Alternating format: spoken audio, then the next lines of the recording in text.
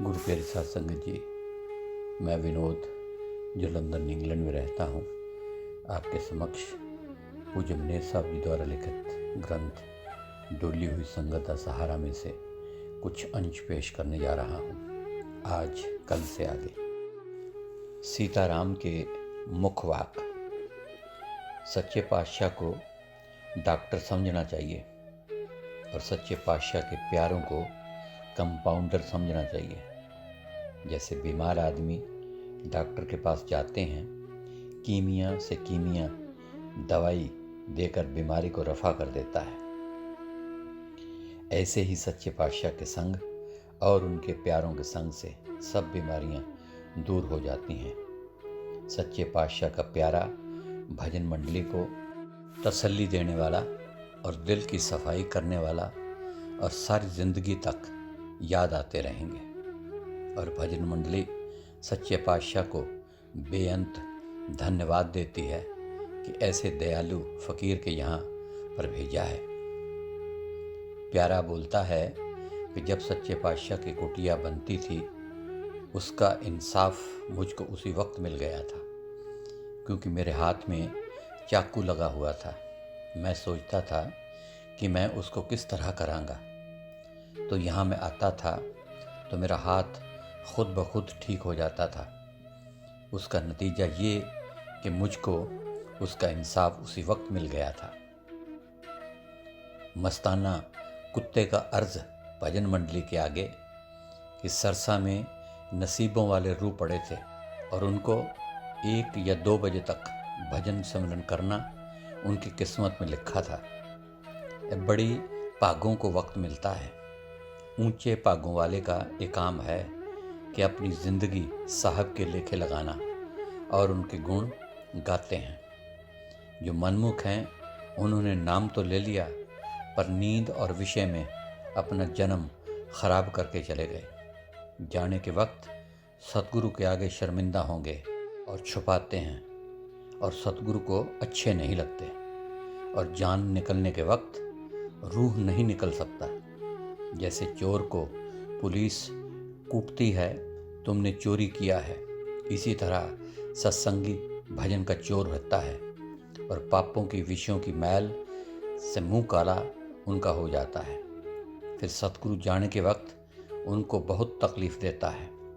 तुमने बहुत गुनाह किया कि सतगुरु को तुमने याद ना किया, न उनका कदर किया, और किसी किसी की जान मुश्किल से निकलती है। सत्संगी को चाहिए कि सच्चे दिल से अंदर से बोलना चाहिए कि ऐ सतगुरु, असी तुम्हारे से इकरार किया है कि तन मन तन तेरा है। फिर असी मुकर गए, जिस तरह हो सके अपना बना ले, और तन मन तन भी अपना बना ले। यही तुम्हारे से दान मांगते हैं कि अपनी भक्ति, भक्तों की संगत और अपनी यादगिरी हर वक्त देना। जैसे किसी की दुकान पर सामान खिंडा पड़ा रहता है, तो उनका ख्याल भी उन चीज़ों में खिंडा पड़ा रहता है। इसी तरह कि प्रेमी भक्ति करने वालों को चाहिए कि एक को प्रीतम सावन शाह के साथ ख्याल लगावे, इधर उधर इसको खिंडने न दे। यही मेहनत करता रहे कि उनको ताकत और बल आ जाता है। जो काम करे से हो सकता है, जैसे कि सुहागन को पति होता है, वो दूसरे को नामर्द समझती है। व्यभिचारण जो होती है वो अनेक जगह पर फिरती है। इसी तरह गुरमुख सतगुरु परमेश्वर के बिना किसी को दिल में नहीं लेके आता, और मनमुख अनेक जगहों पर धक्का खाते फिरता है और मन की लहरों में उम्र खराब करके चला जाता है। मस्ताना बोलता है कि चाहिए तो ये था कि एक नू उठते बैठते जपो ते एको नू सलाहो, उस दे गुण गाओ, मन तन दे अंदर सतगुरु निरंकार को याद करो। उस दे नाल नाल उठते बैठते चलते फिरते बारंबार गुणगान करके दिन रात उसी मालिक का जस गाओ जो चोला पा के जग विच आया है। मालिक दे गुण बाद गाएगा। जैसा ख्याल किसी दे अंदर जबरदस्त होवेगा, वही बाहर आवेगा। सुनने तो जद ख्याल अंदर वसन लग जावे, ਤਾਂ ਭਗਤੀ ਫਿਰ ਅਸਲ ਹੋ ਜਾਂਦੀ ਹੈ। ਪਹਿਲਾਂ ਭਜਨ ਮੰਡਲੀ ਪਾਸੋਂ ਮਾਲਿਕ ਦਾ ਜ਼ਿਕਰ ਸੁਣ ਕੇ ਉਸ ਦੀ ਭਗਤੀ ਦਾ ਖਿਆਲ ਰੋਜ਼-ਰੋਜ਼ ਦ੍ਰਿੜਤਾ ਕਰੇ। ਐਸੇ ਪੁਰਖਾਂ ਦੀ ਸੰਗਤ ਕਰੇ ਜਿਸ ਤੇ ਉਸ ਦਾ ਜ਼ਿਕਰ, ਉਸ ਦੀ ਚਰਚਾ और कथा एक को सतगुरु दयाल दी हुंदी है। अपने अंदर में होर कोई लगन न रखे, मन काला ना करो, क्योंकि जब अंदर पवित्र नहीं हुंदा मालक उसके अंदर प्रगट नहीं हुंदा।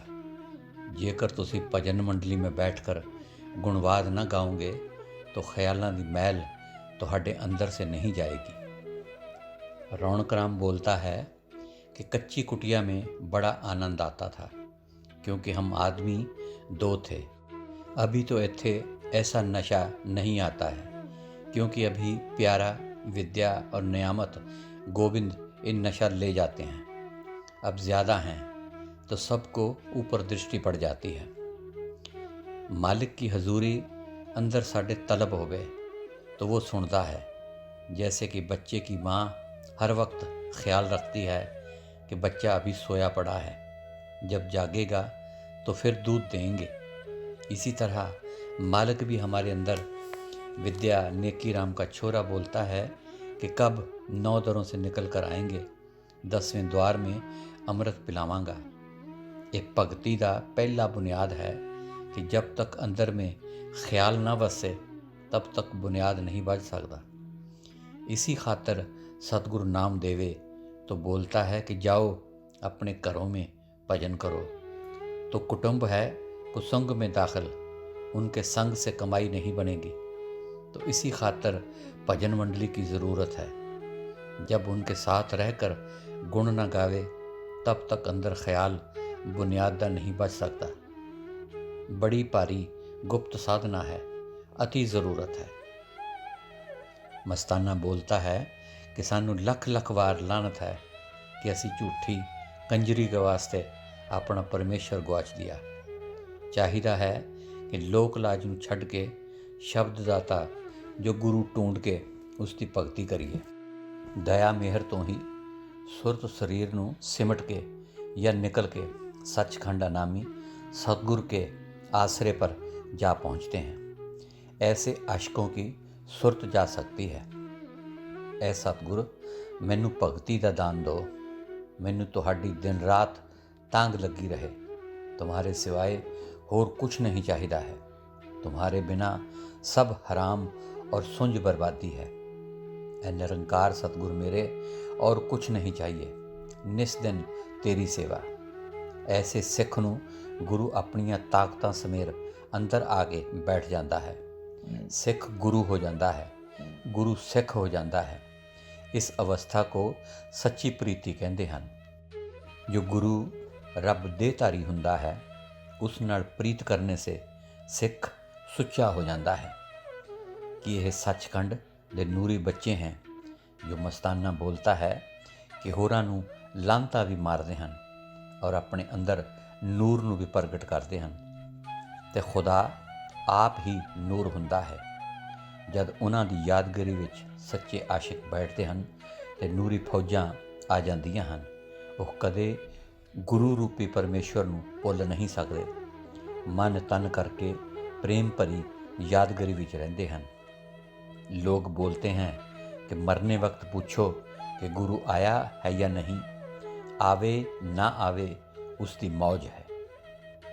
करतार सिंह बोलता है कि महाराज जी वज़ीराबाद गए तो सारी संगत ने हाथ जोड़कर कहा सुबह सत्संग होना है, तो हजूर अगर हुक्म दें तो हम घड़ियाल से सारे शहर में मुनादी करा दें। तो श्री हजूर साहब महाराज जी ने हुक्म दिया कि फ़कीरों को सत्संग की मुनादी करने की क्या ज़रूरत है, जिसका सत्संग है वो मुनादी का सारा काम खुद कर लेगा। ये बात श्री हजूर महाराज जी को फरमाने के बाद 1-1.5 घंटा ही गुजरा तो उधर आर्य समाज वालों ने और गुरु कोठा वालों ने मीटिंग की कि इधर राधा स्वामी के गुरु महाराज श्री बाबा सावन शाह जी आए हुए हैं। जो उनके पास जाता है वो अपने जाल में उनको फंसा लेते हैं। इसलिए सारे शहर में आर्य समाज और अकाली जनता की तरफ से मुनादी कराई जावे कि राधा स्वामी के गुरु का कल सत्संग है, कल सुबह कोई मर्द, कोई औरत, कोई बच्चा उधर ना जाए, क्योंकि वो अपने सत्संग में मजहबों के विरुद्ध बातें करते हैं, इसलिए उनके सत्संग में कोई ना जावे। तो जिस वक्त मुनादी करवा कर हटे तो लोगों ने सुबह कहा कि जो रात आर्य समाज और अकाली दल वालों ने राधा स्वामी के गुरु के खिलाफ मुनादी कराई, भला चलो चल कर देखें तो सही, देखें उनकी कैसी मोहनी सोनी शक्ल व सूरत है और किस गुफ्तगू से लोगों को अपने जाल में फंसाते हैं।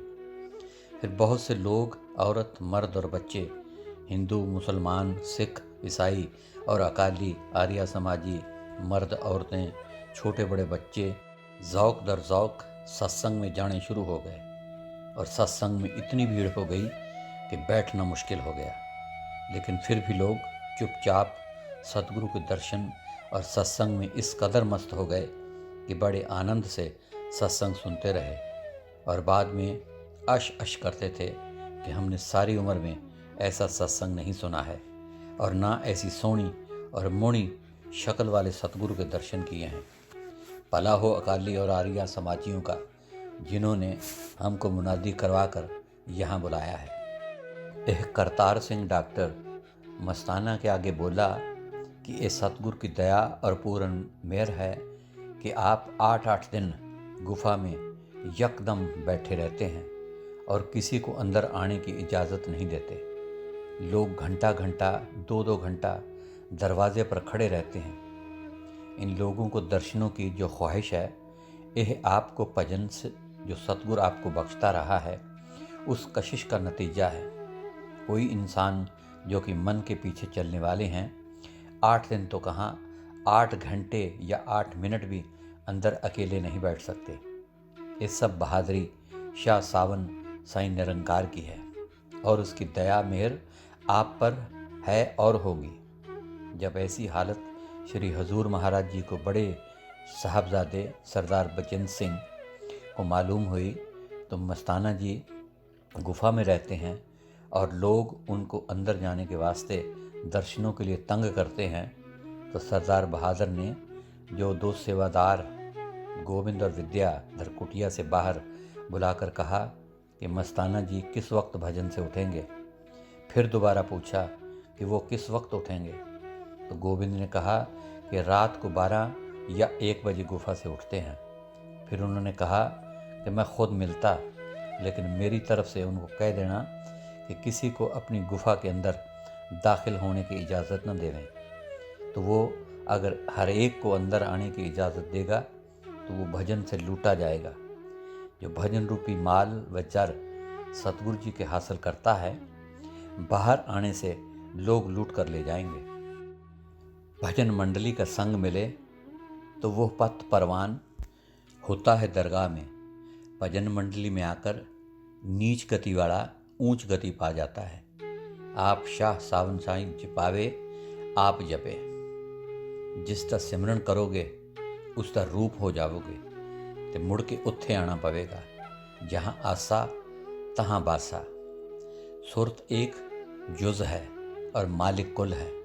अगर कोई मुद्दत कुल का सिमरन करे तो कुल हो जाए। मालिक का सिमरन करोगे तो मालिक का रूप हो जाओगे और मालिक विच समा जाओगे। जो खुदा दे नूर विच मिल के नूर हो गया, वो आदमी नहीं रहंदा। जिसका ध्यान करिए उसका ही रूप हो जाओगे। एक प्रेमी मुर्शद की याद विच इतना मगन हो गया कि अपने आप ਨੂੰ ਭੁੱਲ ਗਿਆ। जब अपने अंदर झाती मारी ਤਾਂ सिवाए मुर्शद ਦੇ कुछ ना पासिया। मस्ती ਦੀ हालत विच कह उठे कि मैं मुर्शद हाँ, मैं मुर्शद हाँ, मैं मुर्शद हाँ, मैं खुदा हाँ, मैं खुदा हाँ। मौत ਦੇ वक्त गुरु आवे ना आवे उसकी मौज है। असी सारी उम्र ठगी, कपट और दगाबाजी किया और उस वक्त कैसे मकर और चालाकी से बोलता है कि गुरु के तुम्हारा कोई हक उतारना है। इतने दिन गुरु कहाँ गया। इतने दिन मन रूपी गुरु के साथ मुंह काला करता रहा। जब दुख पड़ा तो बोलता है कि गुरु आया या ना आया। तो गुरु कोई दूर था ऐसे सिखों को हर वक्त लानता मारता है। और आशिक जो हन सतगुरु निरंकार को याद करते हैं, उन्हों के साथ 1 मिनट दूर नहीं हुंदे। और ऐसे आशिकों को नवी नवी जिंदगी बख्शदा है, सब आधार दिंदा है, हर वक्त बातां करदा रहिंदा है, हर वक्त रक्षा करदा रहिंदा है ते उसके रूप विच जागदे रहिंदे हन। दिन रात अजल दे और अंत दे पड़दे खुला दिंदा है। ऐसे सिख नूं करन कराना नहीं पैंदा, हर वक्त सतगुरु साथ रहिंदा है। प्रीतम नज़र आउंदा है, एक उसे दा ख्याल उसे दा ध्यान बन जाता है, किधर देखते नहीं। रस्म रिवाज नेम त्यौहार नाल उसनूं कोई कम नहीं। हर वक्त अपने प्रीतम सावन शाह निरंकार को विद्या नेकी राम का छोरा देखता रहता है और प्रेम अंदर में ठाठा मारता है। लोक और परलोक कुर्बान करता जाता है। उसकी निगाह एक खास किस्म की बन जाती है, दिल विच उस पर कुर्बान हो जाता है। जैसे लैला मजनू नूं खूबसूरत पासदी सी, आखिर में लैला तो काली थी, कदम कदम में सिजदा देंदा जाता सी। ऐसी मोहब्बत सच्चे मुर्शद के साथ होनी चाहिए कि कदम कदम पर सिजदा करना चाहिए। गोविंद सिंध का, जिसने इतनी कुर्बानी किया, लोग झूठा इल्ज़ाम लगाकर उसके पीछे पड़े, उसको मार ना सके, सारे अंधे हो गए। ऐसी सतगुर की ताकत ऐसे सतगुर पर कुर्बान जावे जो हर वक्त गरीबों की रक्षा करता रहे। अगर जो उनको कोई मार देता तो कैसी बदनामी होती, मगर वो निरंकार सच्चा वाहिगुरु जो बख्शनहार है। चाचा विद्याधर ने बोला कि इंसान जैसा ख़राब भी कोई नहीं और इंसान जैसा अच्छा भी कोई नहीं। अगर अच्छे का सवाल किया, अगर जो अपने अंदर झाती मारता तो खुद अच्छा रूप बन जाता और मालिक का रूप बन जाता। बुरे का नतीजा ये कि मालिक का रूप था मगर गंदे का साथ अंग करके गंदा हो गया। गंदा क्या है? काम, क्रोध, लोभ, मोह, अहंकार, वो हैं इस दुनिया में गंदे। तो ये उनका संग करके गंदा हो गया, मगर उसका नतीजा जो अपने साहब के भूल कर बेगाना काम कर रहा है। जाने के वक्त काल उनको खूब मार मार के फंद निकालता है और नरकों में पाके अगर ये मुंह ऊपर करे तो खूब जूतों से कूटता है। विद्या चाचा बोलता है, मस्ताना मुर्शिद सावन शाह जैसा दुनिया में ना कोई आया ना आएगा। हूर फकीर लोग फिरते हैं माया के वास्ते और तुम तो बैठे तुम्हारा फिक्र मिटाया है कि तन है सतगुर बहुत तन है। असी सारी उम्र ठगी कपट और दगाबाजी किया। उस वक्त कैसे मकर और चालाकी के साथ बोलता है कि गुरु के ऊपर कोई हक उतारना है तुम्हारा। इतने दिन गुरु कहाँ गया? इतने दिन मन रूपी गुरु के साथ मुंह काला करता रहा, लेकिन पूरे गुरु को किस तरह सिजदा देवे? वो तो हर एक जगह पर वस रहा है। लैला तो एक इंसान थी, पर वो तो दयालु है। हर एक जगह पर कदम कदम पर खबरदारी से चलना चाहिए। ज्ञान रतन बाल्यो कट चानन तब अंधेर गया। विद्या नेकी राम का छोरा बोलता है कि सावन शाह निरंकार है, अकाल पुरख है, दयालु है, पौ नदी से छुड़ाने वाला है। लोग बहुत अंधे हैं, सत्संगी के नाम के पीछे पड़े हैं। मुझको मस्ताना भजन मंडली के सेवादार ने यह बताया कि जो कुछ है यही है, सावन शाह निरंकार है। ऐ विद्या, तुमको अपने अंदर से अंधेरा निकालना है। रोज़ रोज़ सावन शाह निरंकार के गुण दिल में रखता जा। विद्या ने माँ को बोला, प्रीतम मिले मेरी माँ भजन मंडली के संग साथ में। पिछ भजन मंडली के गुण गा गा कर सावन शाह को देखांगा तो करोड़ों सूरज उनके एक वाल के मुकाबले में नहीं हैं। वड्डे भाग माँ मेरे भजन मंडली में पाया। परस्या भगवंत माणक हीरे लाल जवाहर और 18 तीरथ नहाया। भजन मंडली के संग भरम की जाली काटी, शब्द की प्रकाश सात संगत विसरे नहीं। सावन शाह जिसके पास आनंद भजन मंडली कथा जो निरंकार दिसे नित पास, दुर्मत मैल गई गुरु मीठा लागा। गुरु साच माँ ਸਕੂਲ ਭੁੱਲੇ, कुटुंब कबीला गले, गुरु साच उड़ता रहूं अपने वतन में दिन रात। एक घड़ी गुरु सच्चा सामने हुआ, मिला सच्चा दातार। दिन गया रात आई, फिर दिन आया तो फिर रात आई। ऐसा करते करते दुष्ट लोग अपना जन्म खराब कर गए। ऐसा वक्त किया गुम, जिंद कर गए अपनी खराब। अंतर स्वामी से बिना सुंझ नजर आई, रोता रोता मारे काल मोह मोह तलवार। सुंझ सखना आ मिला, कुछ नहीं पल्ले साथ। तन तन वो जन, पल्ले नाम खजाना। सच्चा तन सतगुरु के पास, सतगुरु है शाह, शीतल जल पिलावे। अमृत भरी बाणी नित सुनावे, शब्द सच्चा बेपरवाह। जीवन मुक्त करे, धाम मिले निर्वाण। लानत साकत को लगे, साहब दिया भूल।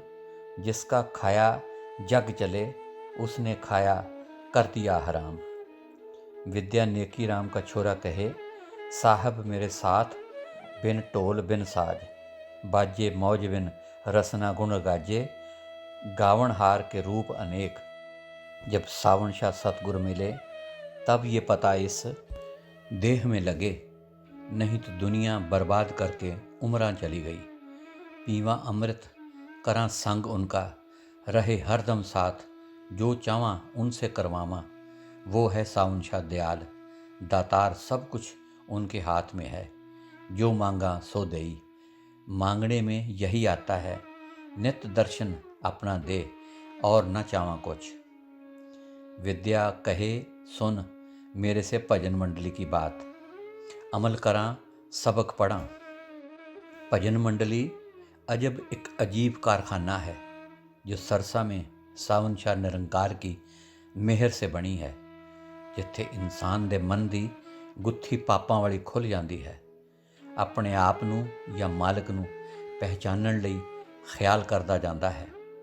भजन मंडली दा सुंदर महिमा गाउंदा है। भजन मंडली के साथ पाइए मुक्त पदार्थ चार, काग से हंस हो जाए। भजन मंडली के संग से तज के बिख्या निर्मल हो जाए। उज्जल होता मुख। भजन मंडली दी सोबत विच पारस मिलता है, जिस दे लगन करके काला हिरदा सोना बनता जाता है। उन्हां दे विच सोबत साहब दी रहिंदी है। सिमरन बंदगी तो घर करता है, पर शैतान शरीफ तो अपना अंधेरा वधांदा जाता है। जब तक भजन मंडली का मोहताज न होवे, तब तक सावन शाह परमेश्वर रूप कैसे मिल सकता है। भजन मंडली महिमा सुनो मेरे मीत, मैल खोई कोट विघन करे निर्मल पए चीत। जिस तरह सोने नूं अग विच पाउण नाल सब मैल कट के निर्मल हो जाता है, इसी तरह भजन मंडली के अंदर जीव दियाँ जन्म जन्म दियाँ मैलां सड़ के शुद्ध ते निर्मल हो जांदियां हन। जन्म मरण दे धागे टुट जाते हैं।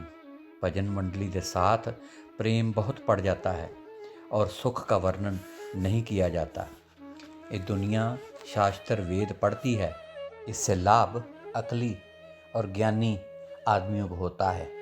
जो इश्क वाले प्रेमी हैं, उनके वास्ते सतगुरु सावन शाह वेद रूप उनके अंदर में जब तक प्रगट ना होवे, तब तक वो समझ नहीं सकते। बाहर के वेदों से कोई चीज़ हासिल नहीं कर सकता बग़ैर अहंकार के, और इश्क की मंजिल से रह जाते हैं। ये समझना चाहिए कि असल वेद तो सतगुरु का रूप इनके अंदर देही में है। विद्या चाचा बोले कि उनके नकल बाहर हैं, नकल से हासिल कभी असल नहीं हो सकता। तुम ये सोचो कि पढ़ने वाले बथेरे देखे होंगे, तब अंदर की बला तो अंदर ही रही। जब वो बला रही तो रावण का यही हाल हुआ। अगर जो अमली वेद उनके अंदर का मिलता, वह अपने निज स्वरूप को पा जाता। ऐ इंसान, तू अपना असली वेद पढ़, जो इस बला से छुटकारा होवे। जो तुम्हारे अंदर छुप के बैठा है, वो तुमको बहुत दोनों जहान में तकलीफ़ देगा। तू आपको किनारे रख दे, सब पार डाल दे सतगुरु के चरणों में। विद्या चाचा बोले, निंदक गुरु हमारा कि हमको ताकत दे के नाम से मिलाता है। क्या ताकत? ये ताकत जुग जुग को पाप हमारे अंदर पड़े हैं तो वो ले जाता है, हमारी काया सफा करके फूल कर देता है और नाम हमारे में प्रवेश करता है। विद्या चाचा बोलता है कि निंदक निंदा करने वाले मैं सुनागा कि सरसा में मर गए तो मैं भी बहुत रोवांगा।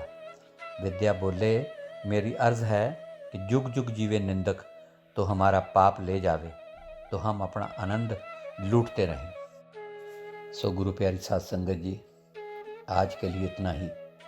कल फिर पूज्य मनीष साहब जी द्वारा लिखित इस ग्रंथ में से आगे के कुछ अंश पेश किए जाएंगे। तब तक के लिए इस नाचीज़ को इजाज़त दीजिए और प्यार भरी धन धन सतगुरु तेरा ही आसरा, हाजिर नाजिर जिंदा राम तेरा ही आसरा कबूल फरमाएं।